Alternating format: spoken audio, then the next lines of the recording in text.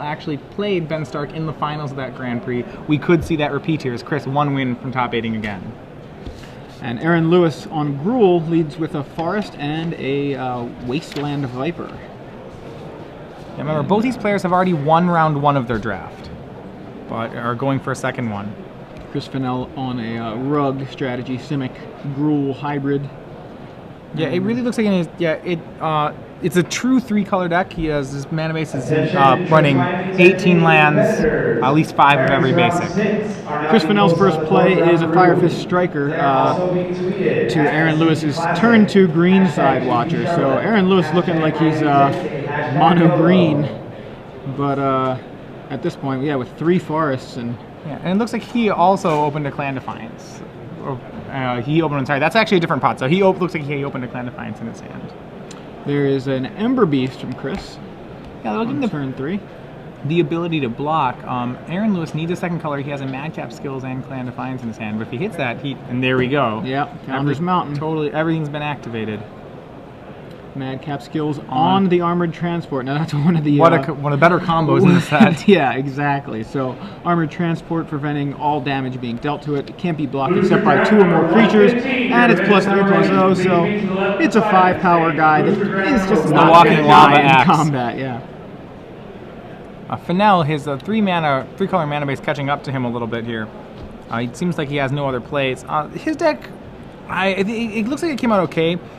He's running 2 Keymaster Rogues, which is just, you know, there's a lot of, the curve's kind of high, there's a lot of 4s, he's 4s and 5s it appears to be in the deck. He did open some bombs, which he can build to. He has a Gruul Rage Beast as well as a Master Biomancer and a Biomass Mutation. And these are all in Chris's deck, those are things he's ramping into. We see a Clan Defiance for 4, and that should be lethal. Yeah. Aaron Lewis takes that game. The quick turn 5 kill. Lightning fast. I mean, Armored Transport with Madcap Skills, followed up by Clan Defiance. Yeah, I think that'll usually do it. Yeah, very punishing. Kind of, you know, the Wasteland Viper and the Green Side Watcher, not totally irrelevant, but... What's dangerous for Chris in this matchup, he doesn't really have much removal in his deck. He has a lot of creatures. He does have a Hands of Binding as a removal spell. He has 2 Totally Lost. So neither of those particularly great against a fast aggro start. And especially when you look at cards like Keymaster Rogue, those are things that aren't really going to serve him very well right here. It's Chris's plan to trade creatures. Keymaster Rogue, pretty poor tempo for trading. So we might see him slide in... Well, he doesn't have. When I'm looking at sideboard, I don't know if he has really too much of a way around this. He's playing most of the cards that he can. He has a lot of cards in off colors. Yeah, I'm taking a look over here at Aaron Lewis's deck. He's got a pretty good curve going on. He has we saw him kind of out the gates pretty fast there in that game.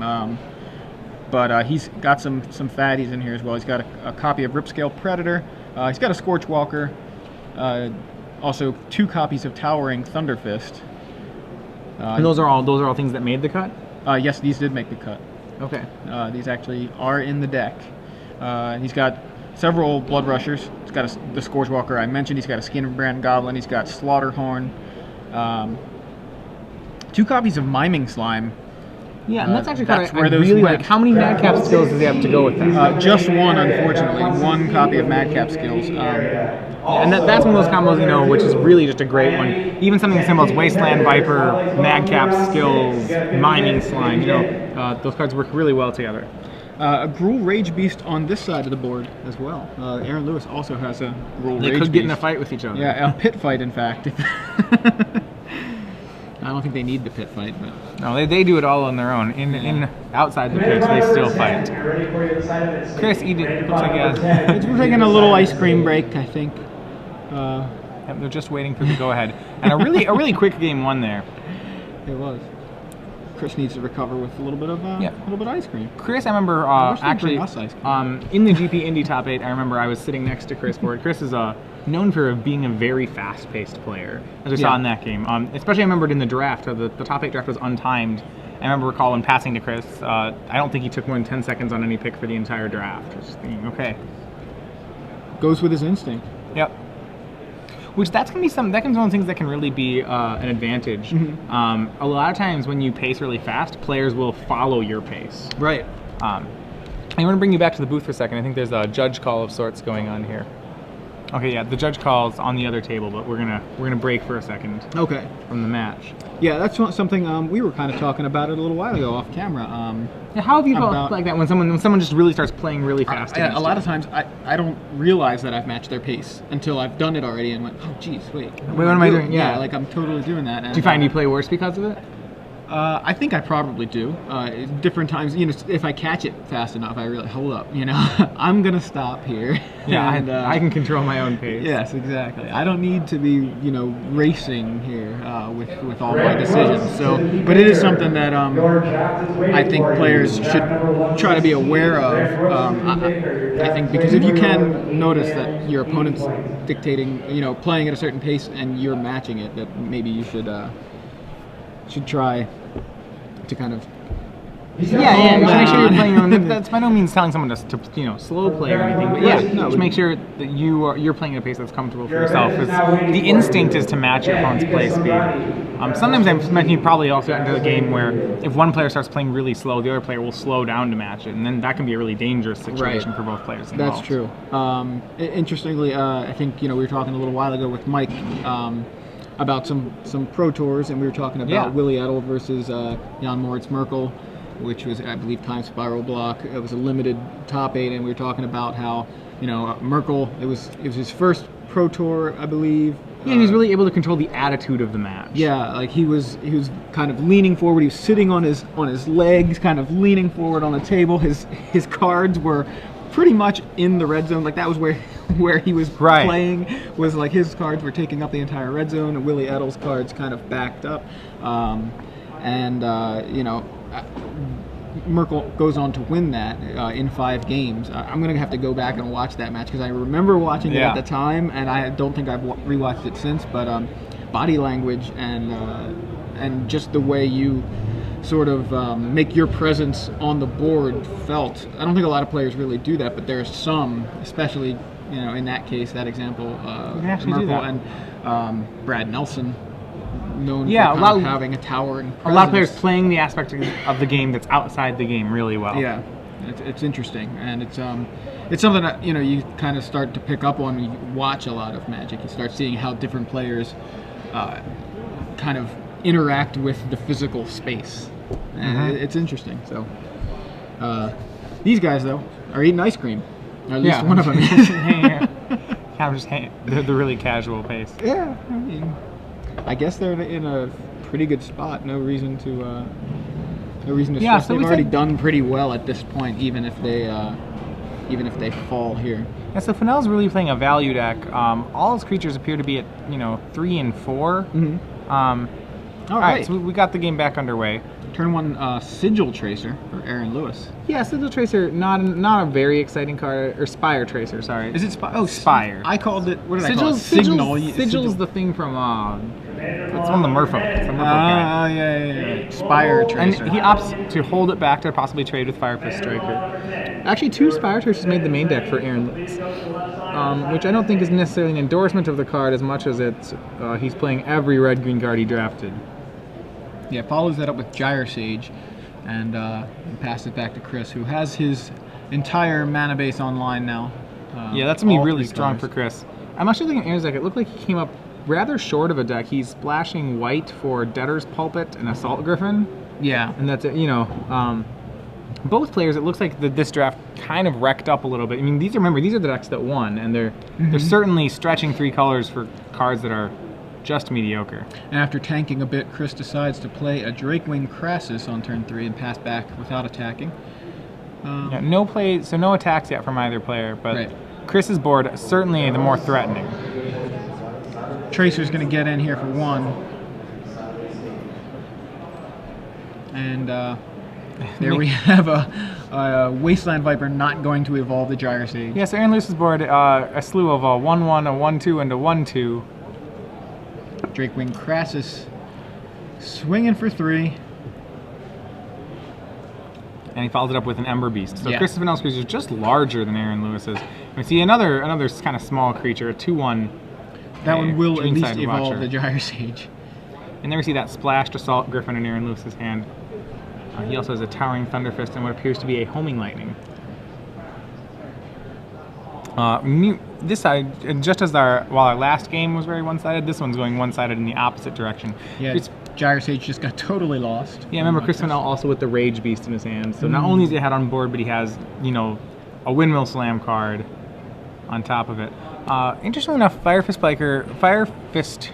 Striker put the no blocks on Wasteland Viper. I think he didn't want trading it with Ember Beast. Greenside Watcher getting in for Aaron. And Aaron's at 11 at the moment.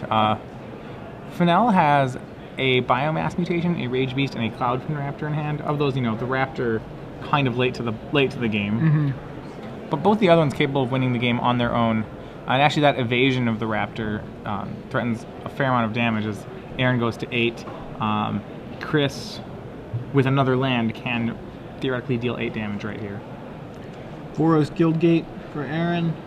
And swinging again with the oh no, he just untapped the gate. Untapped the gate to make a Homing Lightning on Dragewing Crossus.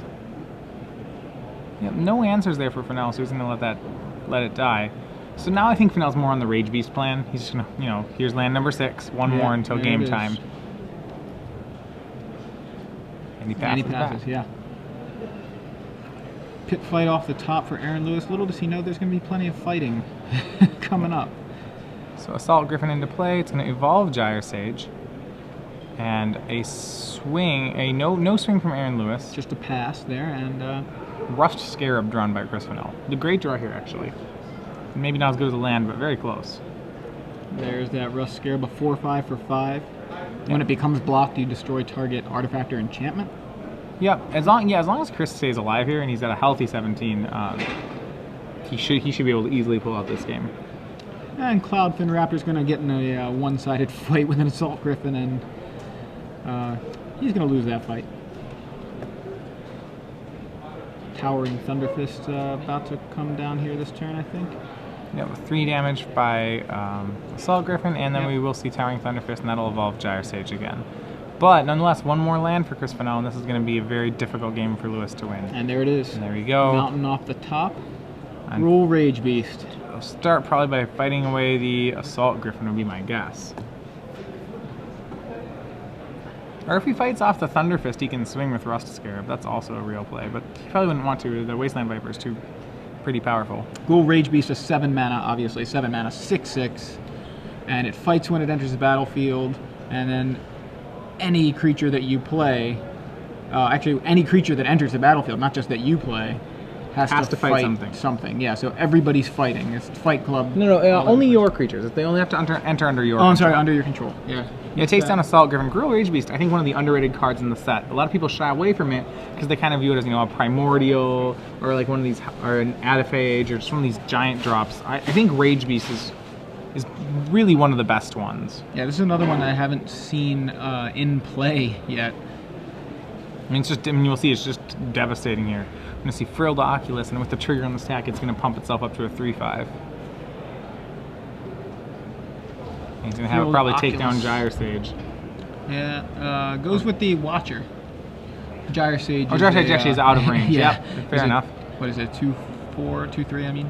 I'm sorry, 3/4. Yeah, Miming Slime drawn by Aaron Lewis, but this Gruul Rage Beast is still very threatening. Remember, the last card in Chris Fennell's hand is a Biomass Mutation. So it's not, Slime. All it really will take is for Chris to have maybe 2 more creatures than Aaron Lewis.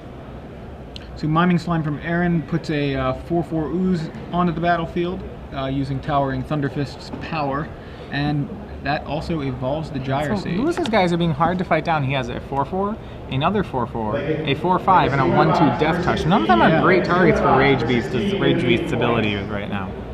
Yeah, if there's any sort of consolation for Aaron Lewis, is that his creatures are kind of unattractive. Interestingly enough, this could be a problem for Chris Fennell. If he draws a card like Keymaster Rogue, he actually doesn't have something that, you know, remember, all his creatures have to fight something. And right now, that could be a problem. There are cards in his deck that are pretty much uncastable. I mean, the first one can trade with Wasteland Viper, but after that, the Rage Beast may become a liability for him. It's interesting because, you know, there's a couple cards like that in this set. The other one that I'm thinking of being Hellraiser Goblin, where you play this card, and Well- it sometimes ends up being a liability for you rather than helping you. Well- it sometimes ends up being a liability for you rather than helping you. And this rarely happens with Rage Beast. I mean, to be fair, Chris still has a play of swinging and biomassing the team for 5, which I think is a great play right now. If he does it, you know, he can eat a large amount of Aaron's board. Tanking here, though.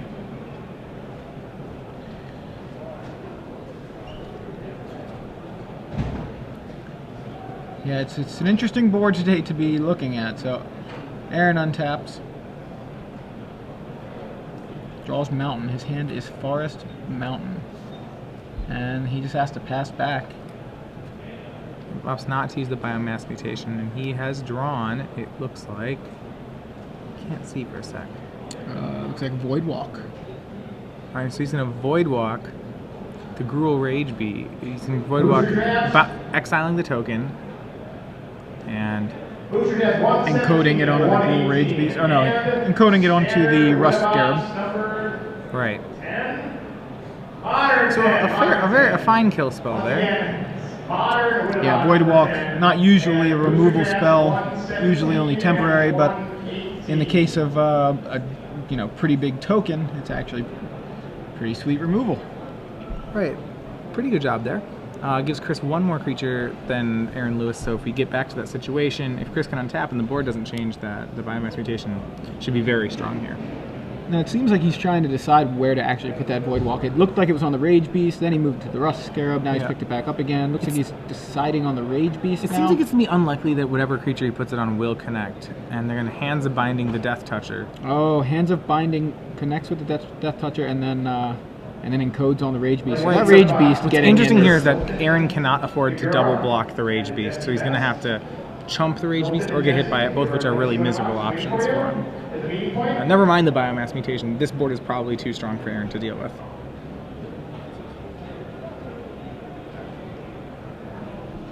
Yeah, and Voidwalk, interesting for Fennell. That's being played out of the board. It's not in his main deck. It's the only blue. That and Sky Games are the only blue cards he drafted, which he's not playing. So Thunderfish chumps the Rage Beast, and Gyre Sage gets in front of the Ember Beast. Rust Scarab presumably gets in for 4. I had too many lines there for Aaron Lewis, so we're going to go to a third game. Yeah, that was kind of a different board state than we've seen much of the weekend. A lot of. It really looks like Aaron early on he didn't get his red source, and then after that he didn't really get any threats. Chris's threats were able to overpower what Aaron was doing. Gruul Rage Beast presenting quite the problem, but in fact I feel like it was just the fact that it was a 6/6 is really all that it ended up being. Well, it did end up killing 2 creatures. Yeah. You know, so that there's the double kill spell aspect of it. It was pretty impressive. Yep, so going deep, remember this game 3 decides which one of them will be in the top 8. What do you think of Voidwalk? I've been seeing people play with it, but on the surface it doesn't really seem that great. But I even saw it at the Pro Tour. I can't remember exactly who. May have been Ben Stark. Well, Voidwalk typically is not a great card. It has some there's only a couple synergies with your own creatures. You can do it with Urbis Protector. Mm-hmm. Okay, that makes sense. You can play it to some good effect in an Evolved deck. A lot of times it's good at knocking ciphers off your opponent's cards or knocking cards like 1,000 Lashes off your own cards. Mm-hmm. So usually it's you play it for that, and then you hope to have some sort of value of it on the second activation.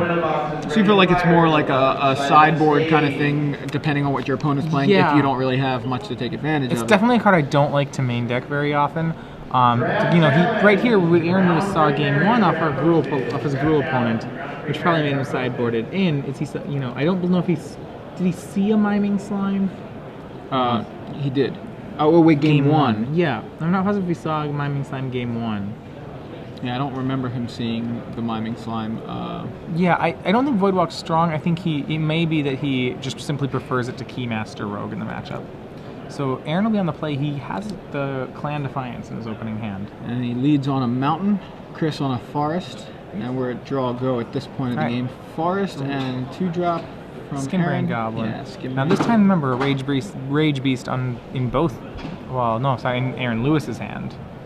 And it looks like Fennell has all 3 of his colors. But he's going to be on the defensive. Lewis hits for 2, plays a second Goblin Piker in Greenside Watcher. To the left on the side of the stage, Elizabeth Pickens and Ken Pickens. So Aaron is playing Sage's Road Denizen here. It's going to stop the attacks. The Sage's Road Denizen, interestingly enough as a card, is really just a 2/3 for 3 in blue. Yeah. Its ability doesn't seem to come up very often. It does in occasional matchups, but so originally you'd say, oh, maybe this card's not as good, but actually the 2/3 body is just very strong in the format. Yeah, you can see here it's holding off those previous 2 creatures that Aaron played, and yeah, passes the turn after playing a Sacred Foundry tapped. Yeah, so Chris building up a pretty good board here. He has quite a few lands. He makes Ember Beast, representing Burst of Strength, which he does not have. Aaron Lewis, surprisingly, actually does, though. And we've seen a drawn Debtor's Pulpit by Aaron Lewis, but he does not have a 5th land. He has Miming Slime, Gruul Rage Beast, Clan Defiance, Burst of Strength. A handful of lots of cards. Yeah, his hand is, he's got a lot of expensive spells in hand and missing land drops. So Ember Beast and Sage's Road Denizen coming across, connecting, and Towering Thunderfist to follow up post-combat for Chris Fennell. So Madcap Skills drawn by Lewis. Might not be the worst of cards here. I mean, Chris, first of all, Aaron was wishing that Sacred Foundry was a gate, but if he had a 5th land, he could Madcap Skills swing in Miming Slime, which would be excellent. As a result, he's probably going to have to do that over the course of 2 turns, which is not preferred, but something which he may still do here. But so far, he's going with that plan. Madcap Skills. Yep. And I like this play on the Burst of Strength. Because Aaron only has single green, his Burst of Strength, if not cast now, will probably never be cast over the course of this game. Not only that, but it also, Chris being at 18, 6 decreases the clock by a turn. However, Chris with a perfect draw here. Didn't see what it was. Hands of Binding. Oh, wow, okay. You know, and that's just enough tempo to really shut down Aaron's deck. So I'm gonna hold up this box way high over my head. So Aaron choked up on lands a little bit with not much time left to fix the problem.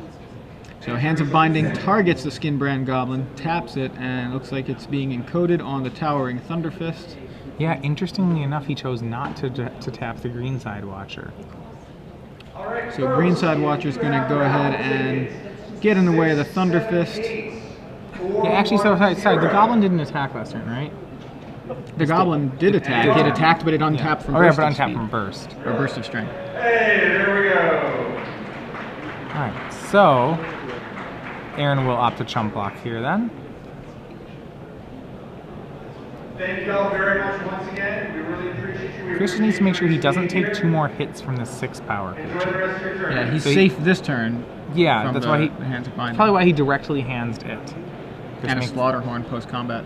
Right, so Lewis going to need some more lands. He draws them, but it's a Guild Gate. Not preferable. He is going to have a 6-mana, a 6/6 blocker here. Remember, Aaron Lewis is at 10 life, so even on a block, he'll drop down to 2. Yeah. Oh, your Greenside Watcher just died. Here, have a gate. Yeah, right on time. Just messing with and him. it doesn't seem like he has any plays outside of Miming Slime. Fortunately, the Miming Slime plus Skinbrand Goblin is Chris's entire life total. So Chris can't just do an all-out swing here unless he actually has a way to deal the final 2 damage. Yeah, so a Miming Slime makes a 6/6 for Aaron Lewis. Booster draft 1. Does Chris top deck Voidwalk? No.